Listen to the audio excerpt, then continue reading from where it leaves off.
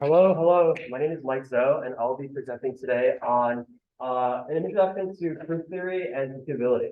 Before we get started, I guess I'd like to introduce myself. I'm a sophomore studying math and computer science here. I'm really interested in logic, pretty much logic, set theory, and computability. Anything, I guess, in the intersection between math and comp sci. And a joke I like to tell people is I like trying to beat Pokemon very fast. These Pokemon is actually NP complete. So yeah. So the outline for this presentation, we're going to begin by really starting on what a language is. Then we're going to talk about propositional logic, syntactic implication, completeness with first order logic, Gödel completeness theorem, halting problem reduction application. So by the way, for this presentation, you don't need to know really any background information. We're going to go all through it. So the beginning might be a little bit math heavy, but it'll I guess get much more interesting. Okay, so the goals of this presentation, I guess, is to better understand how logic ties with computation, logic as in mathematical logic, and to have a greater understanding of decidable problems we can decide. We'll talk about what decidable means soon. So what is logic before we begin? Logic within the humanities is really, I guess, it's an art of reasoning. So to really understand logic mathematically, we need to understand what so-called reasoning is. Reasoning within a language consists of building an argument built on linguistic chains. And so to really understand logic, we have to sort of be able to build upon these linguistic chains in a mathematical way. A lot of these chains, first of all, are connected by like logical connectives, such as and, or, it's raining today and it's still humid, stuff like that. So we sort of have to define these in mathematics. Well, first of all, we have to define a statement. A statement is anything that can be true or false. And we can connect statements by using logical connectives such as and, or, XOR, and implies. I'm guessing everyone knows the truth tables for and or XOR here, right? And is true if and only if both propositions are true, or is true if either of them are true. XOR is true if and only if exactly one of them is true, or an odd number if you have more than two. But the more interesting thing is implications. Let's say we have a statement P implies Q. What would the truth table look like for that? Let's say we have a statement P implies Q. It could be if it's raining outside, then I don't want to go on a run. Or let's say P is a statement. I watched this presentation. Q is the statement. I understand logic. What would the truth table look like? So in this case, let's say we have PQ. Can you guys see this part of the board? Okay, PQ and P implies Q. We're going to use Boolean values 1 as true, 0 as false. So a truth table, we want to look at all possible cases. 0, 1, my bad. 0, 1, 0, 0. Okay. P implies Q. If I watch this presentation and I understand logic, is P implies Q false or true? It's true, right? If I watch this presentation but I don't understand logic, does watching this presentation necessarily make me understand logic? No, right? So it's false. This is the more interesting case. If I didn't watch this presentation, but I understand logic, is this statement still false or true? Why do you think it's true?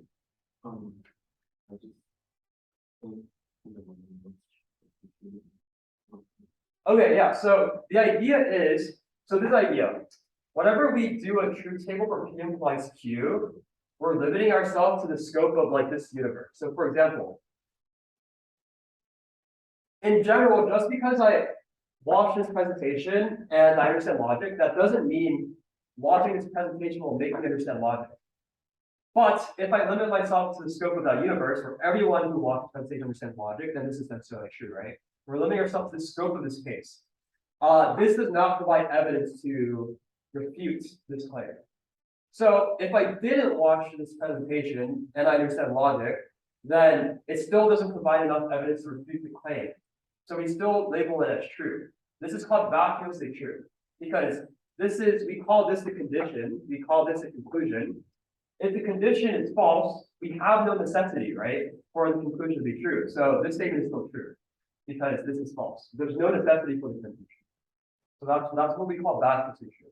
So in that way, we get the truth table for P implies Q as the following. Oh, this is really dark. Pretty much, if P implies Q is false, if and only if P is true and Q is false, which is the classic counterexample. P is Q and Q is false. With this implication, we can sort of define what a language is. Oh wait, this is a small example we could do. These truth tables are incredibly powerful within, I guess, this type of logic. They're not super, we're going to see later that they're not super computationally feasible, but in this case, to prove that, do you guys know what the contrapositive statement is? So if we have P implies Q as a statement, the contrapositive is not Q implies not Q. So to prove that P implies Q is the same as not Q implies not P, what we do is we just create a truth table and branch out on all the cases. Not Q, not P, not if P implies Q, not Q implies not P. Okay, so we have 1, 1, 1, 0, 0, 1, 0, 0.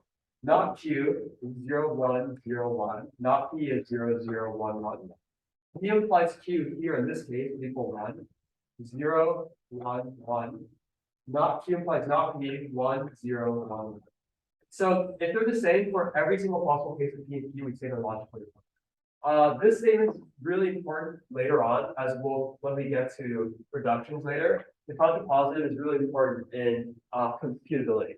But that's one way we could prove this. We just make a truth table. Okay, so now that we know what implications are, what is a language? I guess a language in just normal, like in the humanities, is really just a collection of words that you could combine into a sentence. And those sentences can be combined in the form of a paragraph. In a similar way, in mathematics, we define something called a well-formed formula to essentially be a statement.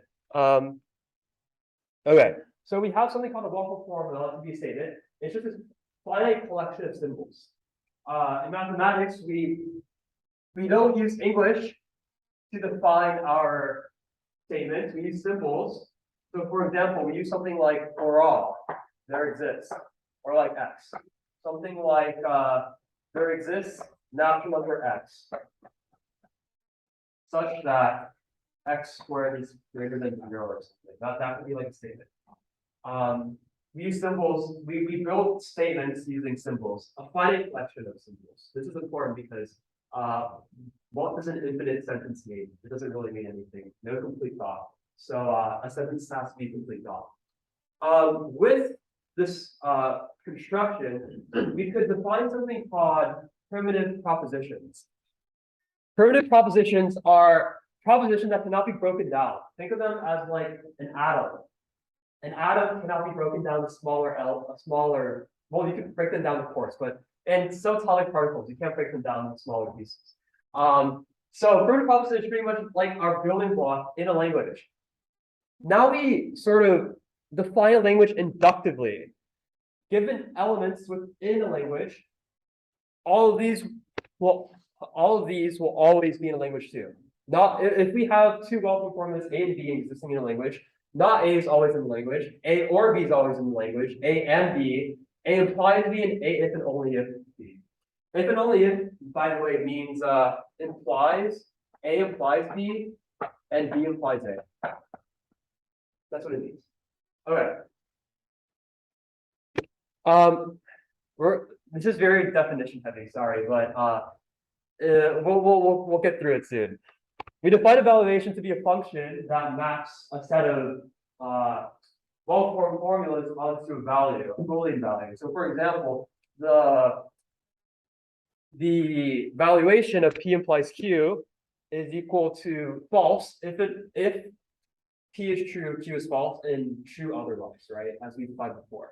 Interestingly enough, in propositional logic, the logic we're going through right now, everything's actually well defined, meaning that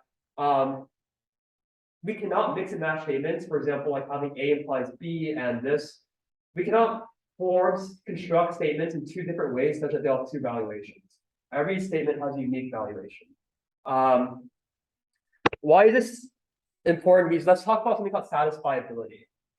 A set of, well, I'm not going to use welcome formulas anymore, it's just too long. A set of statements is satisfiable if and only if there exists a truth assignment such that that'll make all of them true. So we never talked about a truth assignment. Let's say we have a set of statements like A, B, A and B, C, C or A and B, something like this, right? Let's say this is our set. A truth assignment is since primitive propositions are like our building blocks, we could assign whatever value we want, true, false, any value, right? You can assign any value because their values are independent of any other. They're like the foundation. Think of them as like the brick we use. You could choose which brick we want to use. So, for example, we could make A true, B false, A and B. That means it will be A and B is not primitive. It's based on A and B, so this is false. C true, C or A and B is true. What satisfiability means is that there exists some truth assignment that will make all of these true. So that truth assignment would have to be B is true, which makes this satisfiable. That's what satisfiability means. There exists some truth assignment of the primitive propositions that makes the entire set true. We're talking about this because there's something called the Compactness Theorem, which is a set is satisfiable if and only if all of its finite subsets are satisfiable. What does that mean? It means that let's say we have a set. If all of its finite subsets are satisfiable, then the set is satisfiable. This is not intuitive for infinite sets. It is saying we take all finite subsets, if they're all satisfiable, then the set is satisfiable. The next problem might be a little bit too much to go through. We could skip this one. But the only important part is that we introduce a new notation called topologically implies. When we have a set S that topologically implies another statement, what this means is whenever S is true, T is also true. Whenever S is true, T is also always true. We'll come back to this later. This is really important. Because next thing we're going to go over is what is a proof. Now that we talked about languages and formulas, we could go over something called a proof. We define a proof as the following. A proof is a finite sequence of statements. This is really important because we can't really have an infinite proof as before. If you have an infinite proof, then there's no finishing ending idea there, right? We have no conclusive idea. So proofs of finite set of propositions that follows the following rule. We say that, of course, the proof has to be based on hypotheses, stuff that we assume to be true, right? So we say that a set S proves a set T if there exists a finite set of propositions such that each statement in the proof is either a statement in S, because that's a hypothesis. It's either a statement in it's either an axiom or it's built on previous statements in the proof. So for example, let's say S is A, B, C, D, right? Our proof could consist of something like A, B, A implies B, some axiom, and something here. I don't know. That's what our proof would be. That's the formal definition of a proof. We have an exercise here. Create an example of proof. So our set here is P implies Q, Q implies P. We want to show that this proves that P implies R. This is actually a lot of work. So I think it doesn't really add to anything. It's just an example of proof. We could pretty much, it's just a way to show how we could use axioms to deduce something from a set. So like we could start off with, for example, P implies Q, Q implies R, and we could use axiom 2, for example. By the way, these axioms are tautologies, meaning that they're always true. We could use like axiom 2, for example, that P implies Q implies Q implies R implies P implies Q. This is one of, let's see this, something like that. Anyways, I don't think we're going to do this example, but that's the idea. And as long as our final statement is P implies R, we have shown that this set proves P implies R. As long as our final statement is P implies R.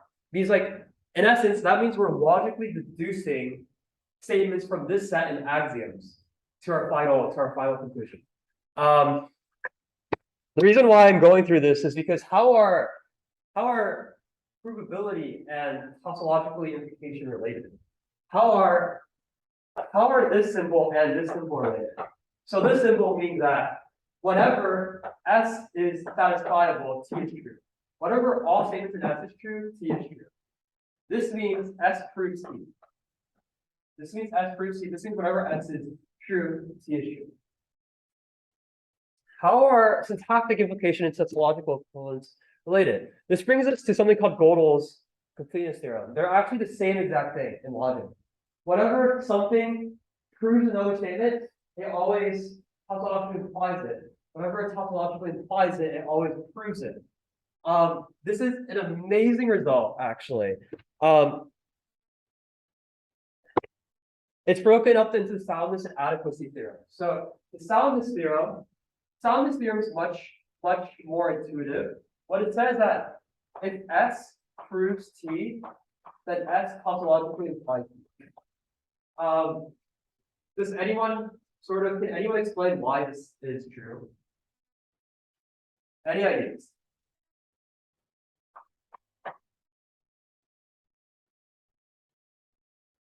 So whenever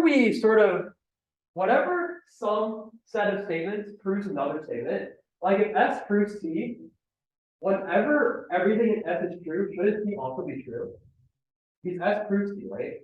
S proves T, so whenever everything in S is true, we want T to be true, right? If T is false, then how does it prove it, right? So this is called the soundness theorem. It means that our axioms are not observed. Because if you remember, a proof, what's it use? It uses hypotheses and axioms. I think the main thing it uses. It means that our axioms are not observed, and in essence, like we have soundness in mathematics and first order logic. The next statement is the adequacy theorem. The adequacy theorem states that the opposite way, actually. That tautological implication means syntactic implication. That if whatever S is true, T is true, this implies that S proves T. This is much less intuitive. But in essence, it means that our axioms are strong enough, are adequate enough to prove every semantic consequence of a set.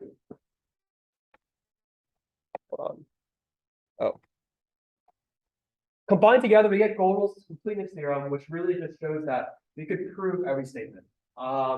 This is because, by the way, does anyone understand how does Gödel's completeness theorem show that we could prove every statement?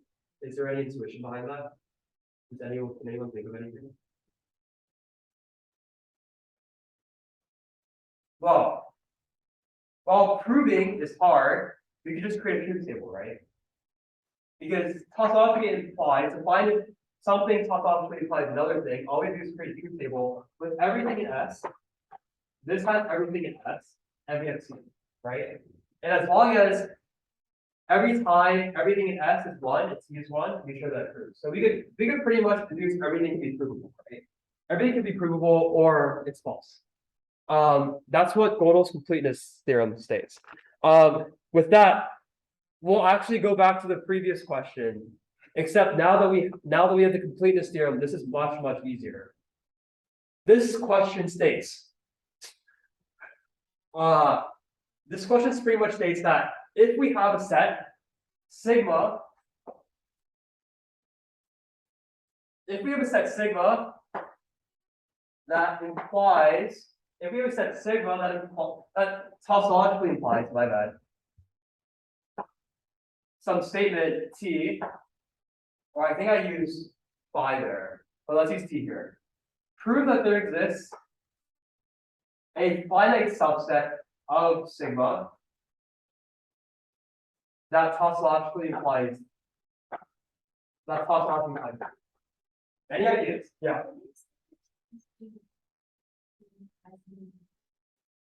Oh yeah. So tautologically implies means that whenever every statement in sigma is true, T is also true. That's what it means. So like it just means that literally, like if we make a truth table, whatever this is true, this always has to be true. That's tautologically implies. Implies means that actually they're very similar. The difference is also tautologically implies means this has to be set. This has to be set of statements. Implies this cannot be set. It has to be a singular statement. And it just means that whenever this is true, this is true. For statements. Tautologically implies means that this is set. And whenever every single statement in the set is true, this is true. Very good question. Yeah. I actually never thought of that. Okay. Any ideas here? Now that we have the completeness theorem, how can we prove this? Any ideas? So the first step we could probably think of is, rather than dealing with tautological implication, because this is non-intuitive at all, we could instead do something called a proof, right? Because now we know that tautological implication is the same as proving, right? So rather than thinking of sigma tautologically implies T, we know that sigma proves T, right? Is that correct? What do we know about a proof? Is a proof, can we have infinitely many statements in a proof? What do we know about a proof? It has to be a finite set of sequence of statements, right? So this proof has a finite sequence of statements, which means what can we do? Any ideas? Boys, do you have any ideas? If we want to show that there's a finite subset that's tautologically implies the same statement, and we know that a proof is finite, we can just take that finite set of subsets, right? Because a proof is always finite, we can always take that finite subset from that proof to show that, and just make that sigma not. So we show that pretty much there exists a finite subset of sigma. Since sigma proves T and proofs are finite, we know that there's a finite subset that also proves T, which means that finite subset also tautologically implies. Very neat proof. Yeah, it just shows the power of the completeness theorem, especially when you start dealing with infinitude and finiteness. These proofs are always finite. So whenever we want to sort of make something easier, we can just bring it down that way. Okay. And we're going to cover, by the way, we're almost done with the math. We're going to get into computing soon. This also brings something called the Decidability theorem. Show that given a finite set of statements S and an arbitrary statement T, there's this determining algorithm that checks whether S proves T. This is not very intuitive at all, because we can have infinitely many axioms. We could have infinitely many combinations of statements. So this is not intuitive at all. But one way we could make this intuitive, can anyone think of a way to do this in finite amount of time using the completeness theorem? Yes.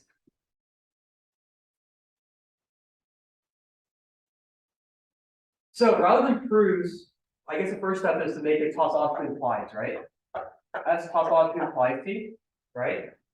And what do we know about tautological implication? Remember, S is a finite set.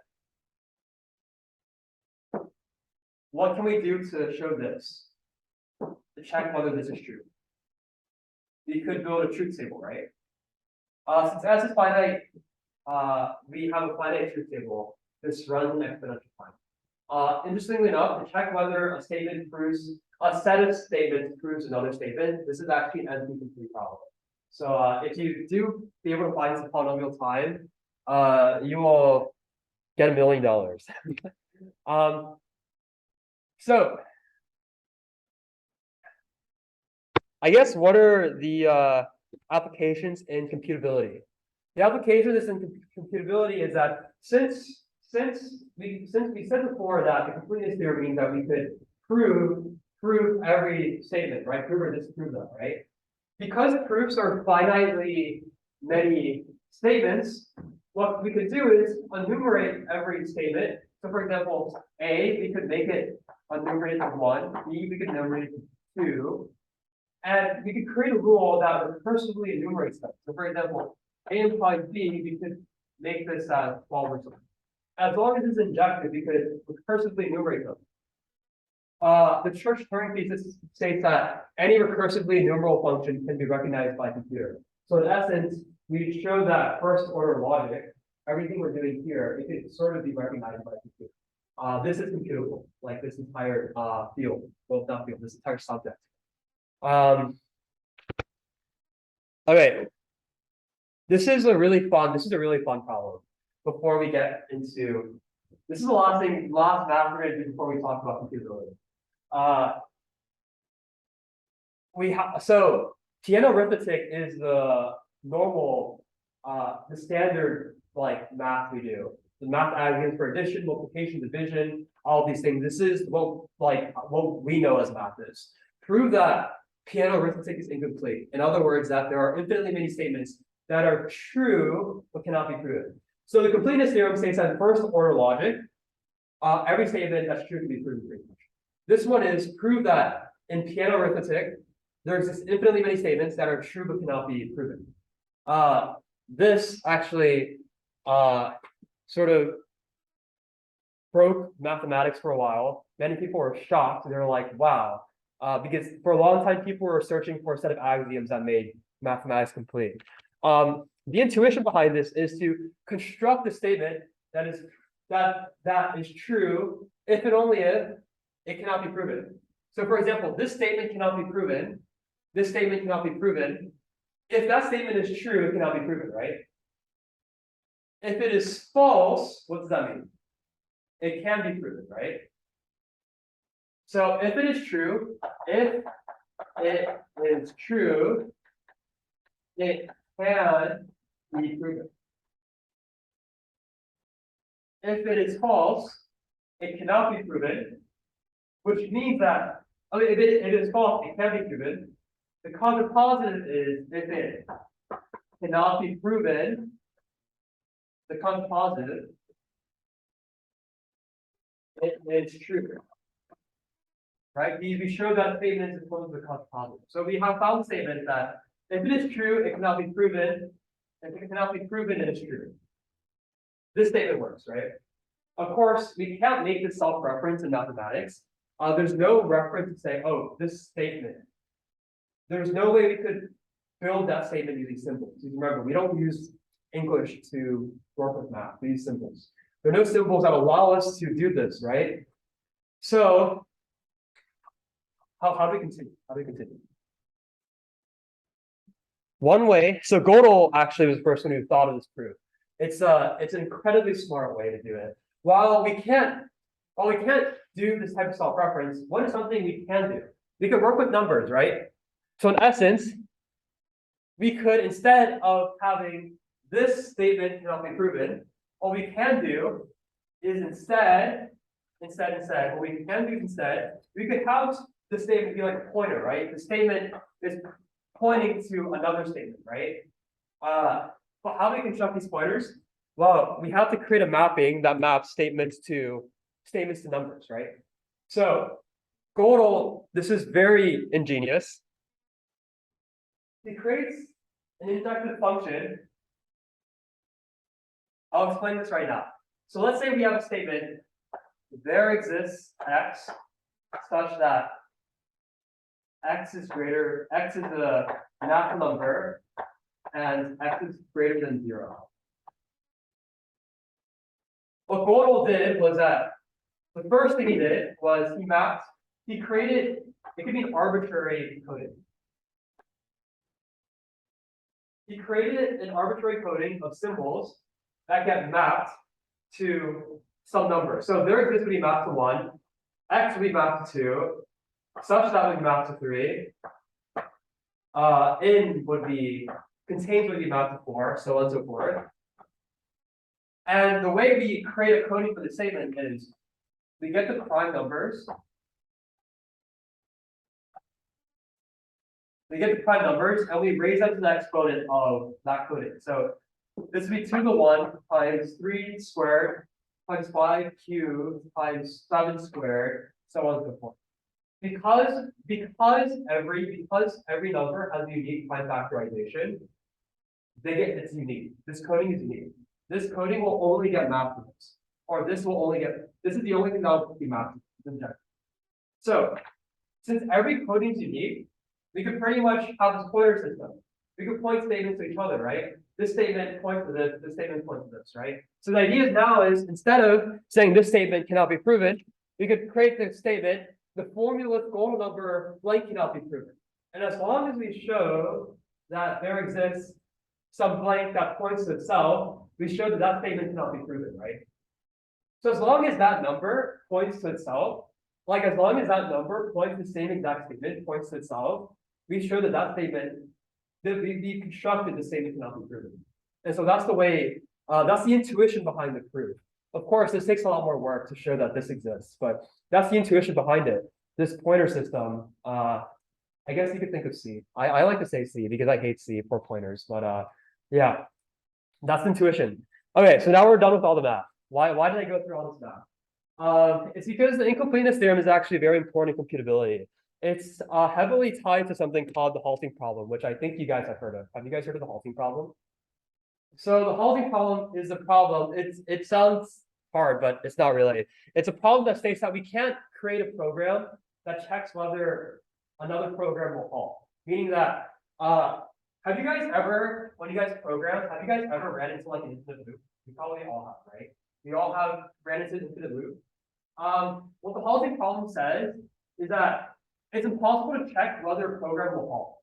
It's impossible to create an algorithm that checks whether a program will stop, will terminate, or will loop forever. Of course, we could create a program that can detect whether a program will halt. If it halts, just output true. That's easy, right? But if it doesn't halt, how do we know it's going to stop? This is what we call a recognizable but undecidable problem. And that it's recognizable because we can recognize every program that will halt. But for programs that won't halt, we might not always know that they won't halt, right? They can always keep going on infinitely long, right? And we still will not be able to know whether they'll halt or not. We cannot decide them. That's what decidability means. Whether we can decide whether this is true or false in finite time. We cannot do that with the halting problem. In fact, actually, the halting problems, a lot of people consider it as a computable version of Gödel's incompleteness theorem. The proofs intuitions are very similar. Gödel's incompleteness theorem, his proof was, the intuition was construct a statement that this statement cannot be proven. This one is literally construct a program that cannot check whether it can halt. So if we assume that there exists a program G, it would be, or actually the same. Yeah, this G. If we assume that there exists a program G that checks whether a program can halt, we could define a function H. Define H. If halts. If halts, my bad. What just apply G? If halts G, loop forever, else terminate. So what we're doing here is we're defining a function G such that if G halts, loop forever, else terminates. if the halting problem, if the halting problem could be solved, if G halts, loops forever. So if G does halt, we loop forever. That itself is a contradiction. So yeah, also terminate. Pretty much we can't use the halting program on G to check whether G terminates or halt, right? And also loops forever. So that's the intuition behind the halting problem.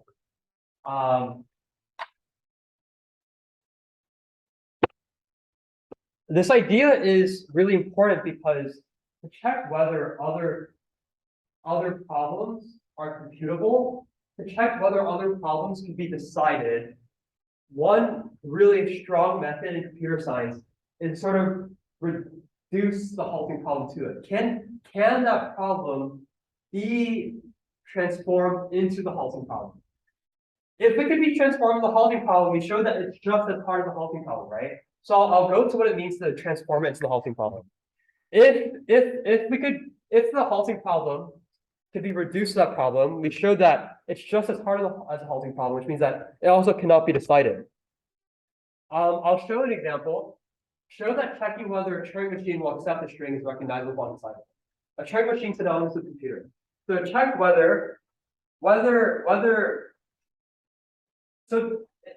problem is, let's say you're giving me a computer program P, right?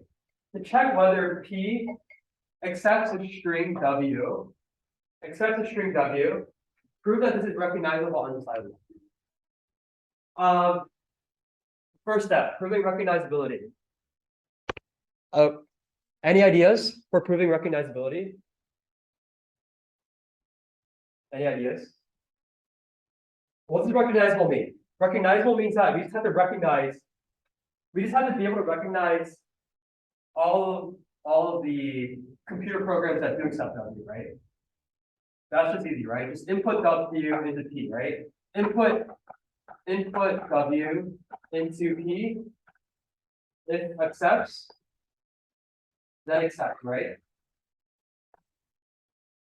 We're able to recognize all of them because if it accepts, it runs in finite time. We're able to recognize all the computer programs that accept the string W. But the other thing is, how do we prove that it cannot be determined? Meaning that how do we show that computer programs that don't accept W, how can we show that this is not always decidable? One way to do this is by converting it into the halting problem, which is meaning that you want to show that. Oh wait, I guess I skipped that slide. We pretty much want to show that to decide ATM, whether computer program will accept a string, to check whether the computer program will accept a string, we want to show that this is as hard as checking whether the computer program will halt. So the way we can do this is, if a computer program, if a Turing machine does accept a string, right? You could create the following program. You could create like a new software program that says this. So if a computer program does detect whether another computer program accepts a string, what we can do is we have let's call the computer program R, right? R checks whether N accepts W. R checks if N accepts W. What we can do is we could build a new software using this R, right? What we could do is we create a Turing machine C such that C is defined as the following. We use R to check if N accepts W. Right? We use R to check whether N accepts W. This is like the new program we're creating. We use R to check if N accepts W. If it accepts, accept, right? That's fine. If we want to transform this into the halting problem, we want to show that we want to show that T will be able to tell if M halts or not. To tell if M halts or not, we want to be able to sort of identify everything that M accepts or rejects, right?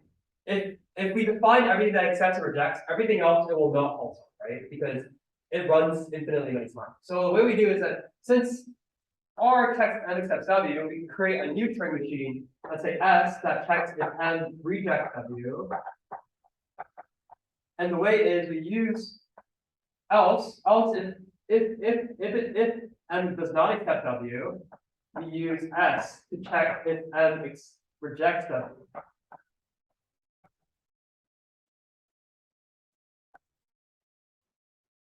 If it does accept, right? What happens if none of these two are true? If none of these are true, that means M does not accept W, but M also does not reject W. The only other altercation is that M runs forever, right? It doesn't accept or reject. It just runs forever. It just runs forever, which means that we reject. We output false. Notice that T has inputs M and W. T has inputs M and W. T checks whether M halts or not, right? This is perfectly fine because if T halts, it either accepts W or rejects W. So if T halts, I mean not T halts, if M halts and either accepts W or rejects W, that means whenever M halts, T is true, right? Output true. Whenever M doesn't halt, T outputs false. Which means that if this problem to check whether computer program accepts a string, check whether a computer program accepts a string is decidable, then the halting problem is decidable, right? The contrapositive is if the halting problem is not decidable, then this is not decidable. You know the halting problem is not decidable, so this is not decidable. This is called proof by reduction. In essence, what it means is that we're reducing the halting problem to this new problem. We're reducing this halting problem to this new problem, which is in essence what we're showing is that this problem is just as computationally hard as the halting problem. Because you can make steps that change it into the halting problem, which means that it's just as computationally hard. This is really important because there's so many different things that are reduced from the halting problem. For example, to check whether the language of a computer program is not empty, to check whether some program accepts something, outputs true for some input. That is undecidable. It can be reduced from the halting problem. Checking whether two languages are the same, checking whether a language is finite. All these problems are actually undecidable. We might be able to recognize them, but we can't decide them. These are all pretty much reducible from the halting problem. And this idea of reduction is incredibly important when we come to the topic of P versus NP. Are you guys familiar with P versus NP? No? Okay, so in computer science, there's something called polynomial time. In essence, all you have to really understand is that the runtime of some application P. Well, let's say you have a computer program G. The runtime of the computer program G, let's say, is equal to like NQ or something. What this means is that if we have n inputs, the runtime approaches n cubed. So for example, when we have like a million inputs, it could be like a million cubed seconds, right? That's what it means. The runtime is oftentimes similar to the what's inside. So for example, if we have, for example, O of log n, if G is equal to O of log n, for a million inputs, we say this could run like 6 seconds. Because log base 10 of 1 million is 6. What P versus NP says is that there exists, so we know there's this type of problem called NP. NP is a type of problem where we could check it in polynomial time. We could check it quickly. you can check it quickly. So if you give me the problem and you give me an answer, you give me an answer to the problem, I can check whether that answer is true quickly. I can check it in polynomial time. But what I cannot do is find the answer myself. So if you gave me the answer, I could check it in polynomial time, but I don't know how to find this answer by myself in polynomial time. There's a question now whether P is equal to NP. Whether all these problems, any problem that can be checked quickly, there's a question whether any problem that can be checked quickly can also be solved quickly. That's the way we put it. Any problem that can be checked in polynomial time can be solved in polynomial time.